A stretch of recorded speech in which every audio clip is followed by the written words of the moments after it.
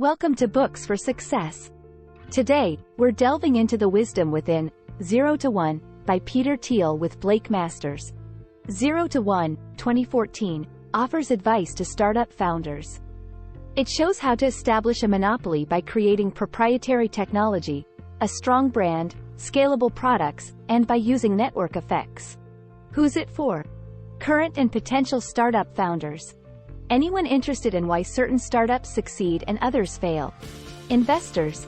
Before we begin, subscribe and ring the bell for notifications if you want to keep receiving the knowledge of book summaries about health, wealth, love, psychology, and much more. Don't be shy about dropping your book suggestions for us to summarize. Also, you can use this video as an audiobook summary. Let's grow and succeed together. What's in it for me? Learn from one of the world's most prominent venture capitalists. Have you ever wondered what makes a startup successful? There are a few answers to this question, but we'll let you in on one of the biggest secrets to success right off the bat. Your company has to achieve a monopoly. Monopolies have a bad reputation, but they can actually be good for innovation. Because to reach the state of being a monopolist, you have to create something utterly new.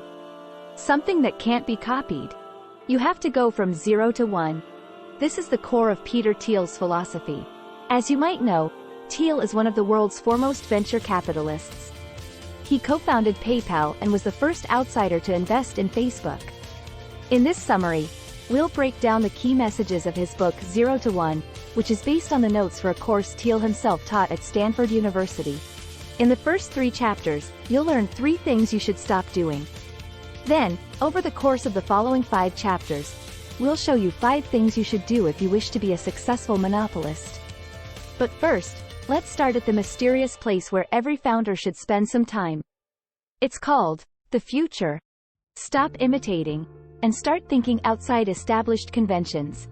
Try to imagine the world in the year 2100. What can you see? The future you imagine is probably different from today's world in some ways. After all, thinking about the future means thinking about some sort of progress. We've all internalized this idea because we share the experience that the world we lived in as children was different from today in many ways. Most importantly, there was a lot of technological progress along the way. So, let's get back to the exercise. If you think about the year 2100, what comes to your mind? Maybe you imagine super fast planes, silent and sleek self-driving cars, computer monitors that are so thin you can barely see them from the side. You probably imagine a future that's full of improved versions of products and services that already exist today. This is known as horizontal progress. It's based on expanding on existing ideas and innovations. Here, globalization is a common driver because it helps spread existing ideas to more people. But if you want to be truly innovative, making horizontal progress isn't enough. You should aim for vertical progress, creating an utterly new technology or method. The invention of the smartphone was the result of vertical progress. We went from a world without smartphones to a world with smartphones. Distributing them to new markets in developing countries, on the other hand, was horizontal progress. Companies simply expanded on what was already there. And this is where Thiel's idea of going from 0 to 1 comes in. Think of a coordinate system. The x-axis represents horizontal progress, improving and copying, going from 1 to 2 to 3 to 4 and so on, or, in mathematical terms, going from 1 to n. The y-axis represents vertical progress, going from nothing to something, or from 0 to 1. Stop relying on good luck. Success is the product of focus and determination. Vertical progress is more difficult to achieve than horizontal progress because you have to think of something that doesn't exist yet and that will meet a future need. As a startup founder, you have to be able to predict the future, and you can only do that if you're able to view the present critically. Thiel believes that this is such a crucial ability that, in job interviews, he asks candidates, "What important truth do very few people agree with you on?" Why? Because only a person who can think outside established conventions can see and change the future. Imagine you have completed your thorough analysis of the potential the future holds for you. The next step is focus. Many people think indefinitely. They try to prepare themselves for all possible future events. This approach is futile because the future holds far too many unknowns and variables. A more effective approach is making an effort to achieve the one future that's best for you. For example, many school children take on myriad extracurricular activities in the hope of getting into a top-notch university. But wouldn't it make more sense to focus on mastering just one subject so they could be the best in that one thing? It's crucial to keep this in mind when founding a startup. Startups only have one best future, and getting there demands a concerted effort. The road to success is paved with many conscious decisions. You have to find the one niche, create the one visionary product, and wait for the one moment when the conditions are just right. And then it's time to strike. Stop making products that can be copied and create a monopoly instead. Many people believe that competition is the ideal economic stimulus since it encourages companies to improve on each other's products. But it's actually monopolies that drive innovation. When people hear the word monopoly, they tend to think of large, evil companies unfairly squeezing out the competition. But if you have a monopoly, it doesn't necessarily mean the competition is being treated unfairly. It can also show that you're doing something very well, so well, in fact, that your competition just can't survive. If that's the case, it's probably due to the fact that you've created something new that no other company can copy. Think of Google. The company clearly has a monopoly over the search engine industry, having faced virtually no competition whatsoever in the 21st century. Long gone are the times when Yahoo or Alta Vista played a significant role in the realm of web search. Is this an unfair situation? Well, it might seem unfair to other companies who'd like to compete in this very lucrative market. But that's just a minor problem for a very narrowly defined set of companies. On the other hand, the fact that Google was able to rise up and strive to be a monopolist had clear benefits. Basically, it's good for everyone who enjoys using Google's powerful search engine, and that's a lot of people. The prospect of achieving a monopoly doesn't kill long-term competition. For example, if a company wants to compete in the search engine market today, it can do that right away. But it needs to invent a search engine that's not just a Google ripoff. This new type of engine has to be different and way better than what Google offers. If it does, again, it'll be the consumers who benefit. Monopolistic structures have another positive effect. They prevent the rise of industries where there's so much fierce competition that everyone loses. Take the highly competitive airline industry. In 2012, there were so many airlines that fought for passengers' attention and money that everyone had to lower their prices. At the end of the day, a single passenger trip generated a measly 37 cents of profit. Compare that to Google, which keeps over a quarter of its revenues as profits. And these are only the positive effects of monopolies on society. But, of course, they're beneficial for companies, too.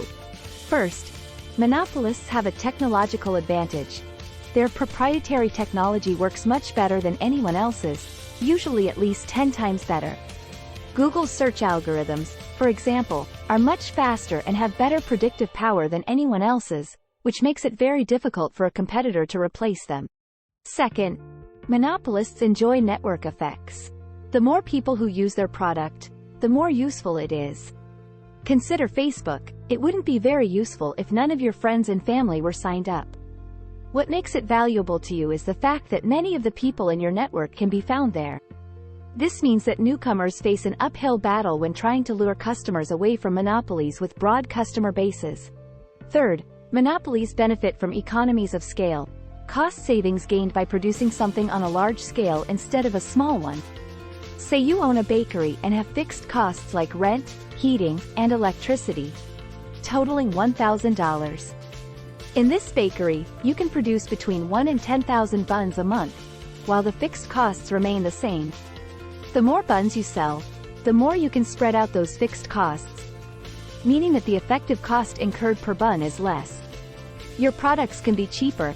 Finally, monopolies often have strong brands that can't be replicated. Apple, for example, is the strongest tech brand that exists today.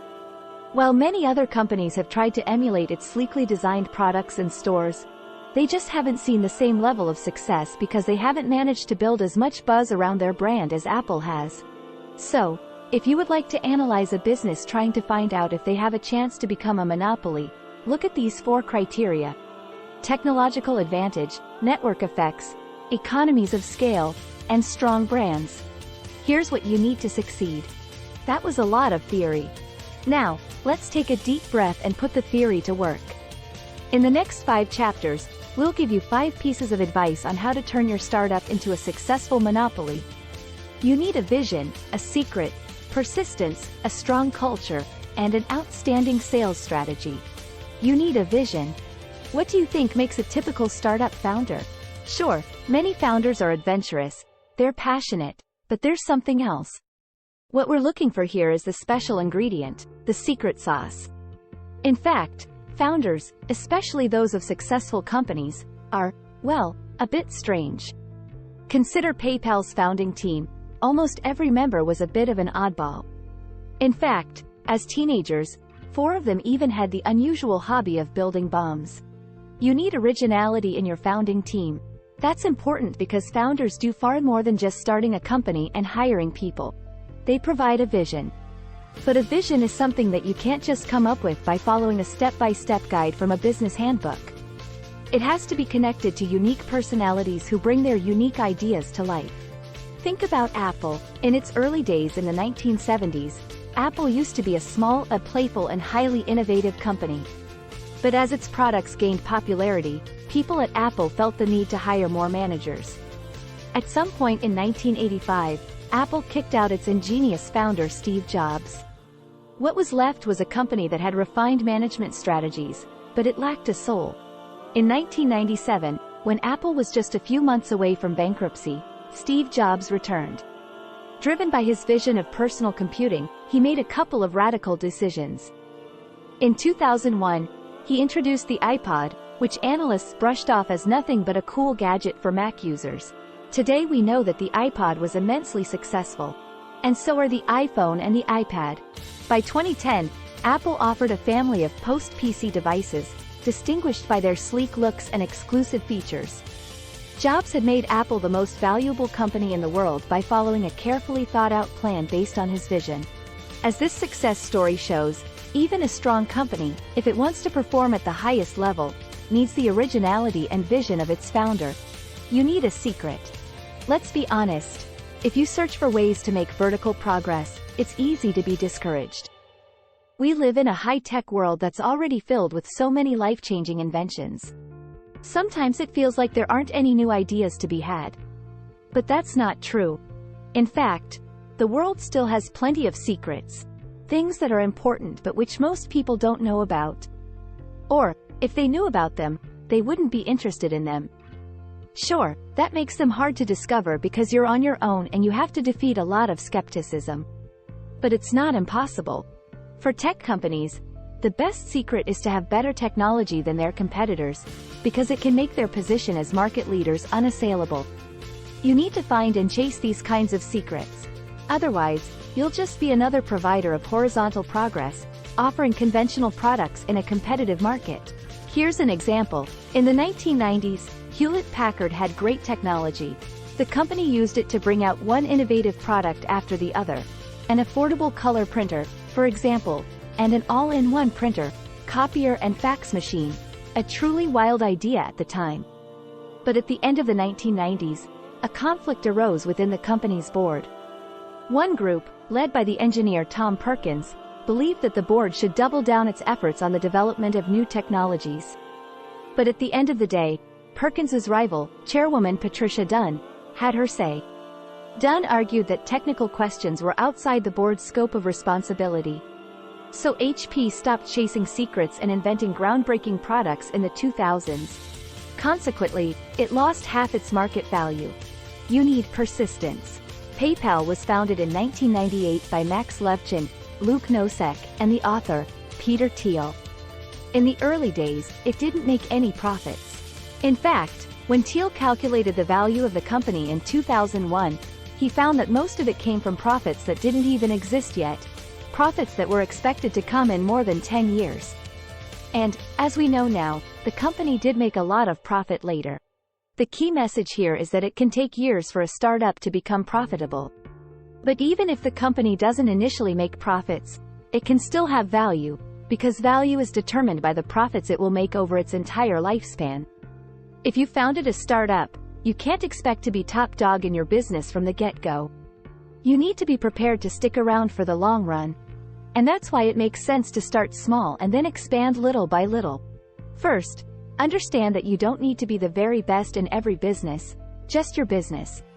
It's important to define your market as narrowly and specifically as possible.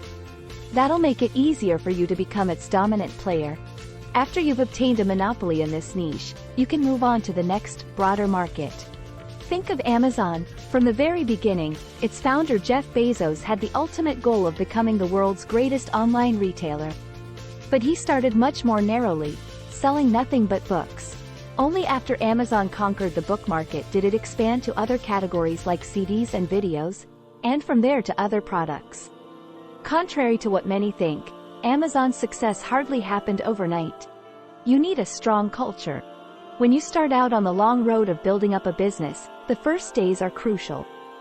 You have to create a strong culture where people support and believe in each other.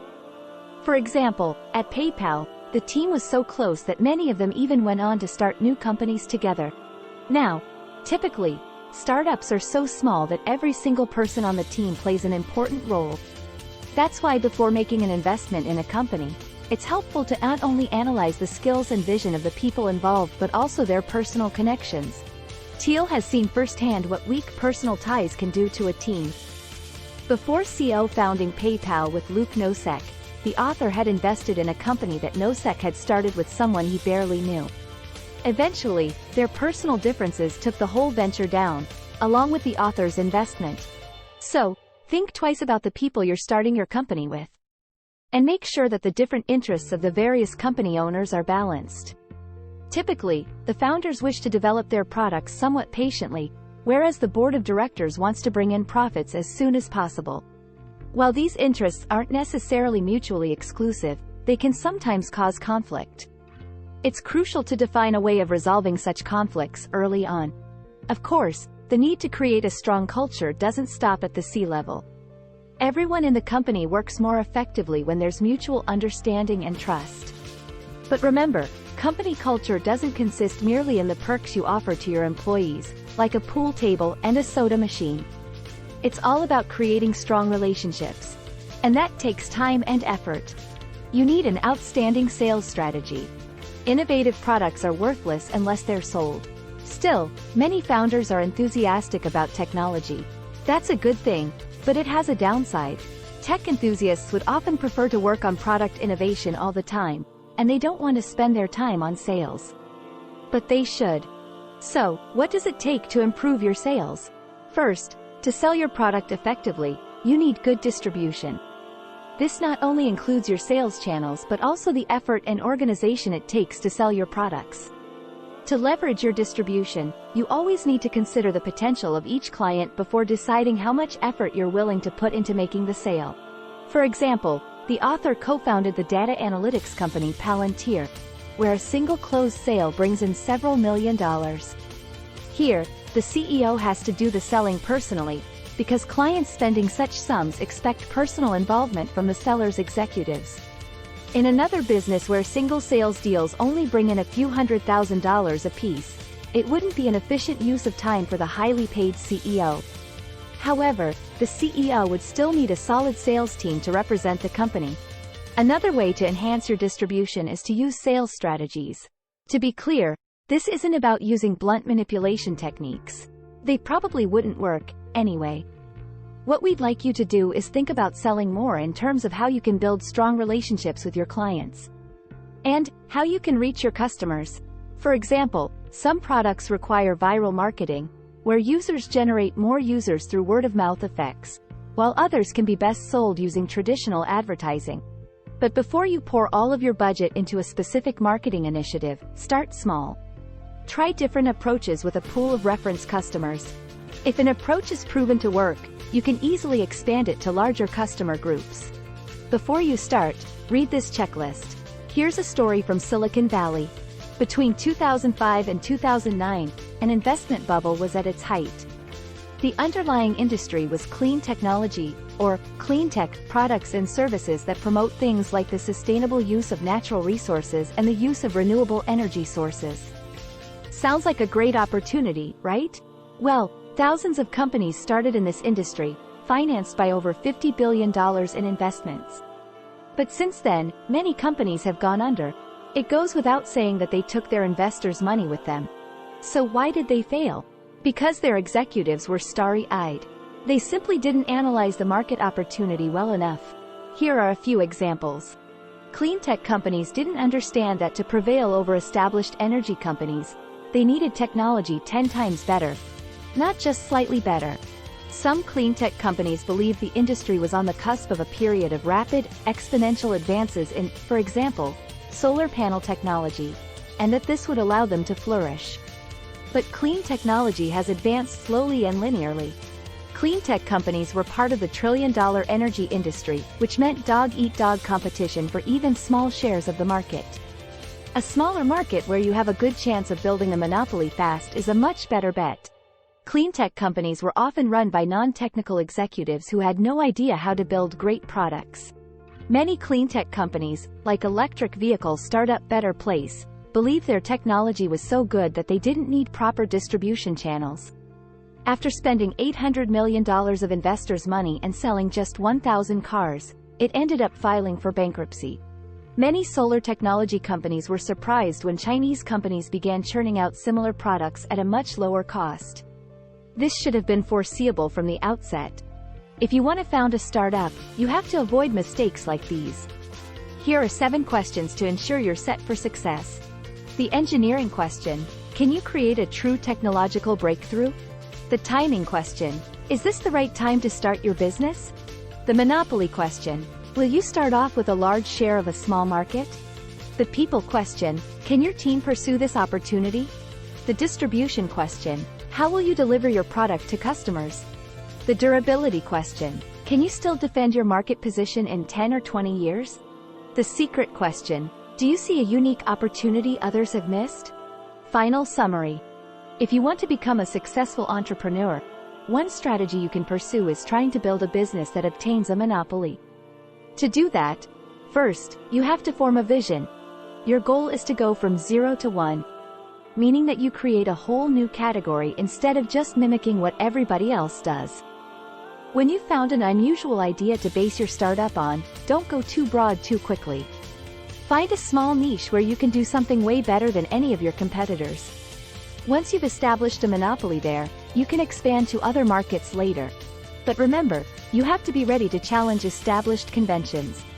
Success is for the bold, and not for the copycats. Thanks for being part of our insightful voyage. If our summary piqued your interest, we encourage you to dive into the complete book for a deeper understanding. Don't forget to like this video, subscribe for more content if you're new here, and share it with others who might find it valuable. Keep on reading, discovering, and advancing until our next adventure.